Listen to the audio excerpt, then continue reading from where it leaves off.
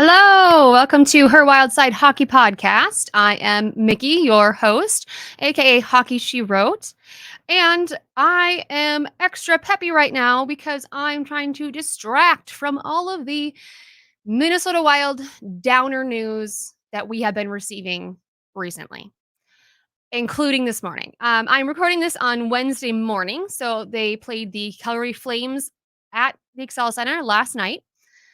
And just today, we've gotten more news. So, first, I want to talk a little bit about just who is injured. Who is injured? What are they doing? And kind of what their status is. So, we've got Jonas Brodin. He is on long term injured reserve. Upper body, we know he's been wearing a cast and he is listed as week to week. We have Matt Zuccarello, who is on injured reserve with an upper body week to week, and he has actually been out skating, including this morning. So that indicates, he's getting a little bit closer. We've got Kirill Kaprizov, who is on injured reserve with an upper body injury week to week. We also have Philip Gustafson on injured reserve with a lower body injury week to week. Vinny Lettieri is on injured reserve with a lower body injury day to day. And Marcus Foligno, who was a game time decision last night, is out day to day with a lower body injury. So, what does that mean? Now, here's the thing. It's for a long time, I didn't realize that there was a difference between injured reserve and long-term injured reserve. Mostly because I feel like maybe they should name them a little bit differently, so like to distinguish from one and another. But so I did some research, and here is what it means. Injured reserve means that they are going to be out for 7 days or more. So there's no they don't have to count games. It's just 7 days, and they can still travel with the team. They can still practice, go to meetings, whatever. But they do not get any salary relief from this. So when they moved Kirill Kaprizov this morning to injured reserve, they do not get his 9 million off the books. But what it does mean is that they can only carry a roster of 23 active players. Moving someone onto the injured reserve list means that they can pull someone else up because anyone on injured reserve, which Zuki, Kaprizov, Gus, Vinny, they do not count towards the 23.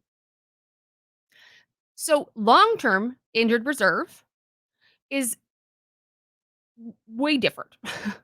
It is they are going to be gone at least 30 days in which the NHL is playing, so any breaks do not count, and at least 10 NHL games.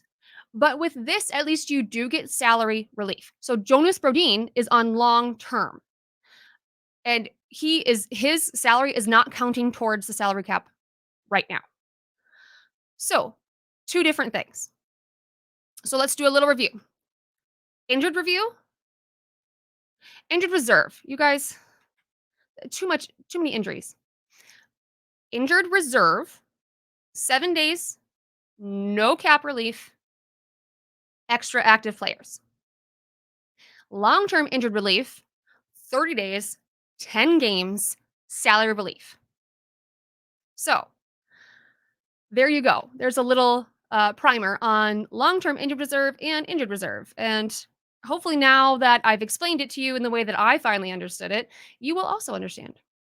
But so let's move on because what does that mean? So when people are on injured reserve, long-term injured reserve, obviously you have to fill their position. So as we all likely know, the Wild, have pulled I don't know, half of the Iowa Wild team up here, the AHL team.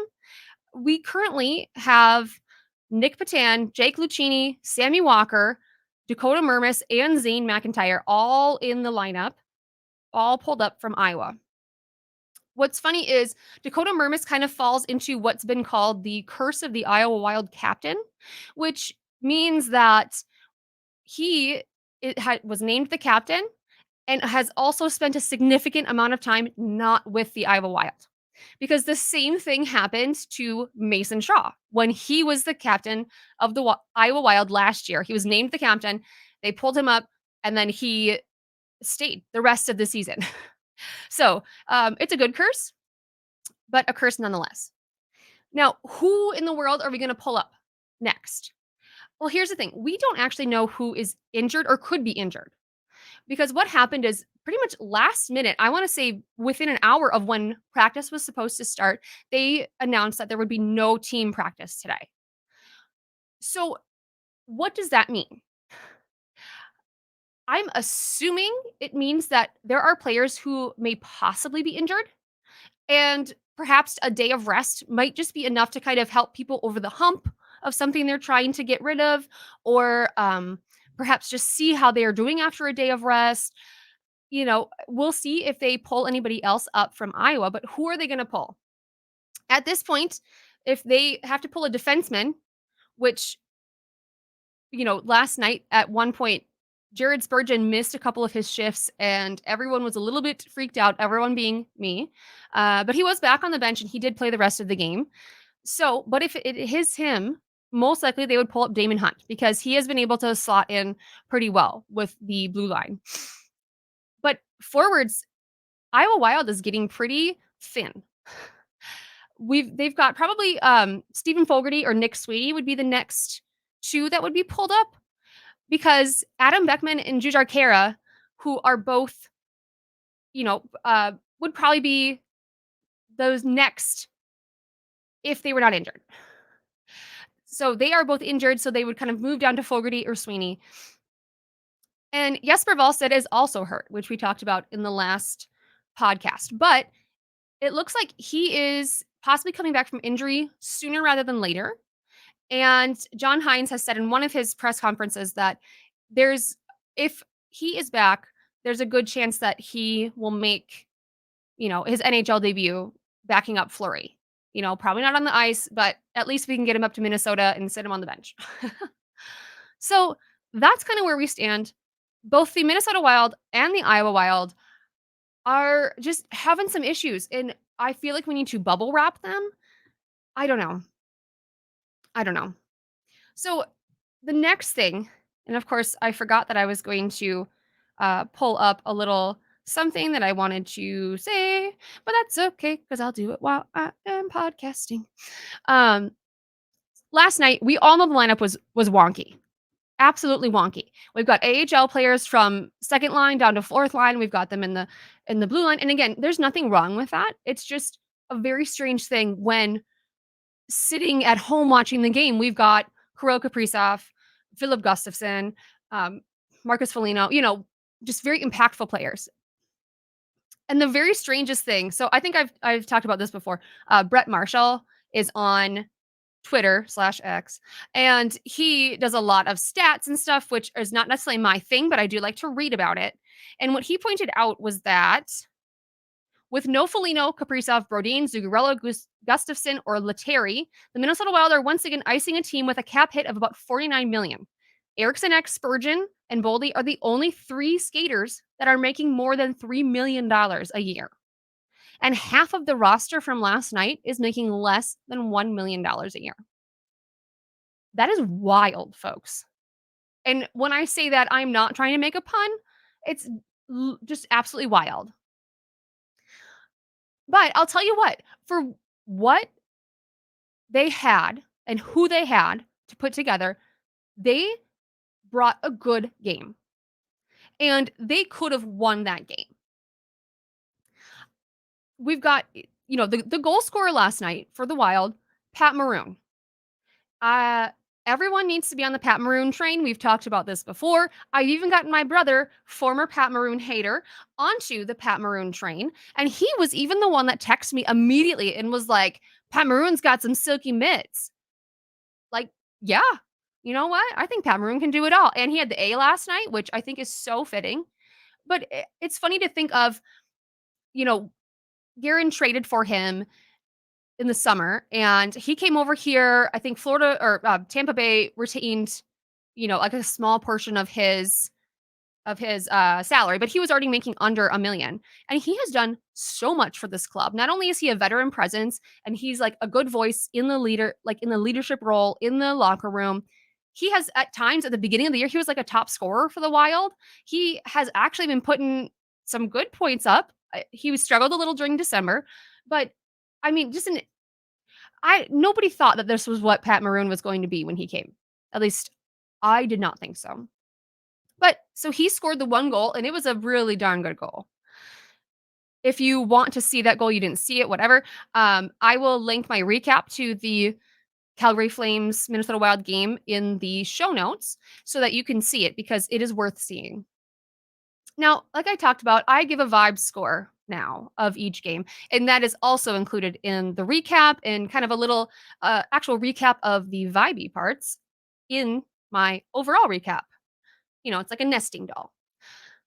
So first of all, we've got at one point, Nazem Kadri is going to try to smash Connor Dewar into the boards, and I understand why he thinks he can do it because Kadri's not a huge guy, and Dewar is not a huge guy. So Kadri takes a run at him, goes to smash him in the boards.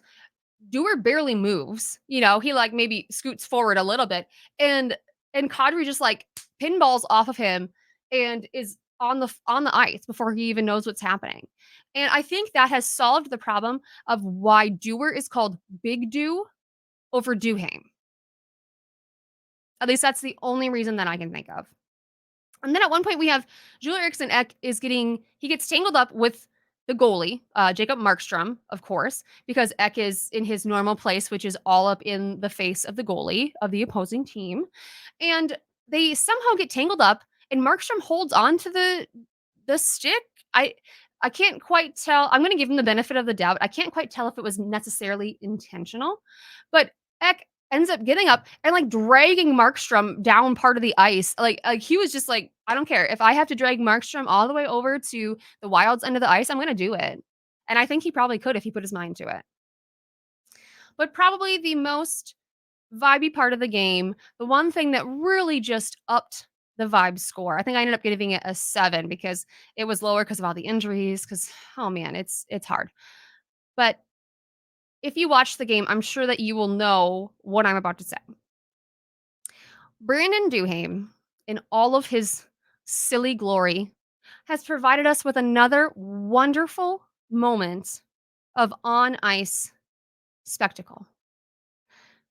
He and a Flames player go down. They are just inside the Wild's offensive zone, just on the side of the blue line. The puck goes out. Duhaime's trying to like get up, get all his stuff, get his stick and figure out what he's doing. And then the puck starts to come back into the zone. And Duhaime realizes, I'm going to get this play off sides if I don't get out of here. So he vaults himself, leaps, dives over the Flames player, over the blue line, into the neutral zone just in time. And I don't think there are any other players on the team that would think to do that. Duhaime just has like these brainstorms, and sometimes they end up working out. This is a lot like when he didn't have the stick and he used his skate to pass the puck to Connor Dewar. Good on him, because somehow these moments just tend to work out for him, and I love that. Now, again, I'm just going to say it was a good game, especially the second and the third period. The Wild pushed hard. They tried all they could do. And I agree with what Ryan Carter was saying on the broadcast, which is that they had the drive, the grit, the physicality. They were getting all of that. They were getting what they needed to get into the offensive zone, but they just didn't have that extra star power step to score another goal. Because think about it. Kirill Kaprizov, and I know that this year's been a little different, but think back to other seasons where there were these points in time where you would see Kaprizov basically put the team on his back and be like, you know what?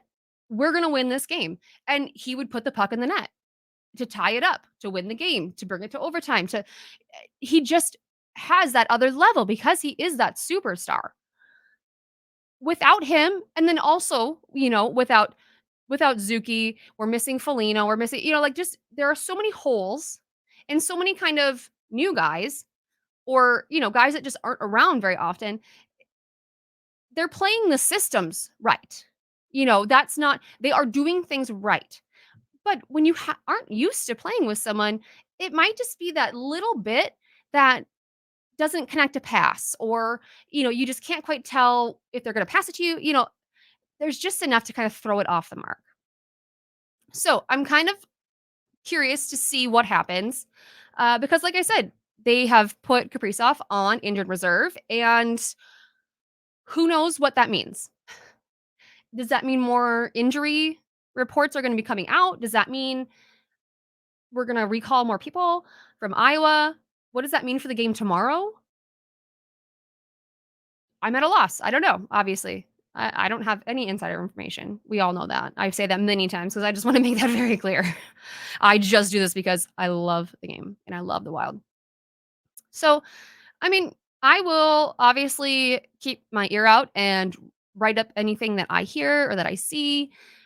And until then, I hope we're all going to cross our fingers and we are all going to send out the good vibes. And I'm talking all of them. Like, please send all of the good vibes that you can spare to the Wild because they obviously need them. But also remember that you are a hot girl. You love hockey. You're an absolute beauty, and everyone is welcome. So until next time, I will see you later.